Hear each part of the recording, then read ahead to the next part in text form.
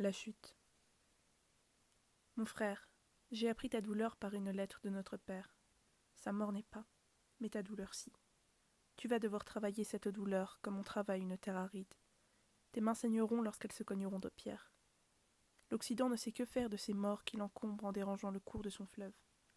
Au lieu de vivre avec, il tente de les taire, les oublier, les perdre à jamais pour que le fleuve continue de couler entre les digues. Viens, tu es le bienvenu ici avec ta douleur. Tu es le bienvenu ici pour trouver ton fils qui n'est pas mort. Avec la tendresse de ta sœur qui regarde le jour se lever dans la palmeraie. Mathilde. Les lettres de Mathilde sont rares. Elles sont courtes également. Les lettres de Mathilde sont toujours écrites à l'encre bleue sur un papier d'herbe et de feuilles d'olivier où l'on perçoit parfois la trace d'une tige, d'un pétale. Depuis qu'elle est partie là-bas, mon père et moi n'en recevons qu'une chaque année, rédigée le jour du solstice d'été. Ces mots bleus sur cette feuille argentée qui vibre à la lumière interrompent mon cri. Un cri qui n'a pas cessé depuis l'annonce de sa mort.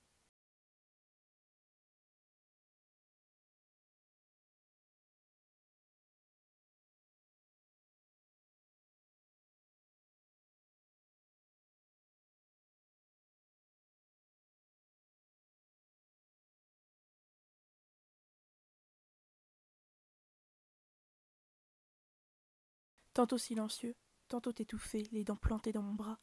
Parfois hurlement en regardant le soleil à m'en brûler les yeux ou, au plus nuit de la nuit, quand je me réveille criant la douleur de l'enfant que l'on m'a arraché. Je suis un homme emmuré dans une citadelle de douleur. Nul ne parviendra à me rejoindre, pensais-je avant de recevoir cette lettre de Mathilde.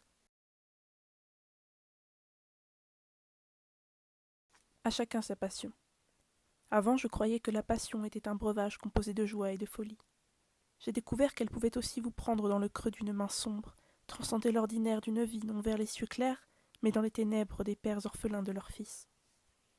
À l'annonce de sa mort, j'ai senti la couronne d'épines ceindre mon front. Aucune rose au milieu des épines. Puis j'ai vu son corps. Il dort, aurait dit Rimbaud, si mon fils avait été soldat, trouvé sur un champ de bataille.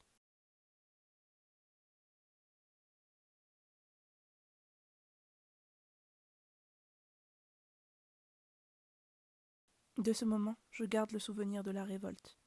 Jamais de ma vie d'homme je n'ai perçu combien toutes les particules qui composent un corps peuvent se révolter au point de n'être plus que braise incandescente. Je brûlais en moi-même, et me brûlais à moi-même. Je voulus le prendre dans mes bras, mais je ne sentis plus que la dureté, tel le bois de l'arbre abattu qui n'accueille plus d'oiseaux dans ses branches. Les oiseaux ne se posent pas sur des branches à terre. La mort d'un fils se moque des frontières et des siècles.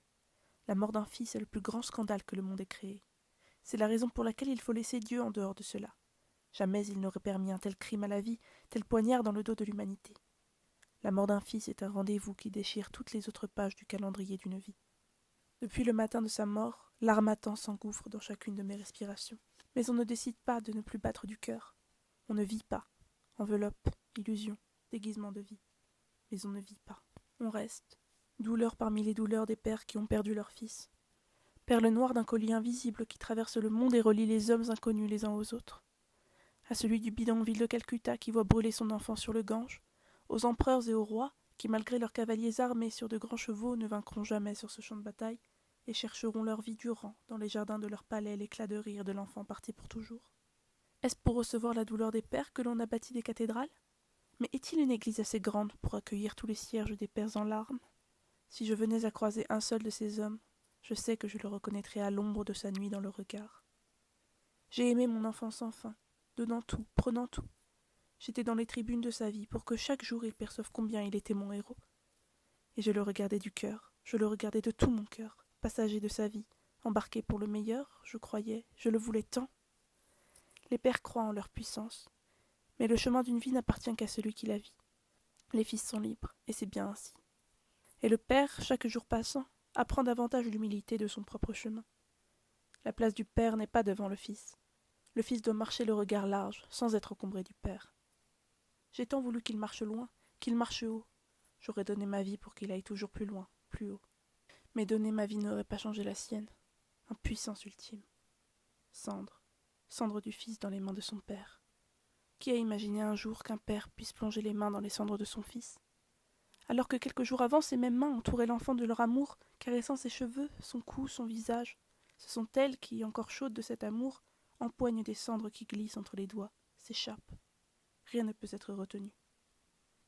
Son souffle disparu n'avait-il pas déjà ôté tout le souffle du monde qu'il faille insister plus encore? Je regarde la lettre de Mathilde comme une anomalie. Elle ressemble à un bouquet de tournesol qui jaillirait au milieu des pierres de granit d'un cimetière irlandais. Presque inconvenante avec ses reflets d'argent qui font briller mes yeux. Je ne sais que faire. Je ne sais qu'en faire. Je ne sais comment mon père a pu prévenir ma sœur.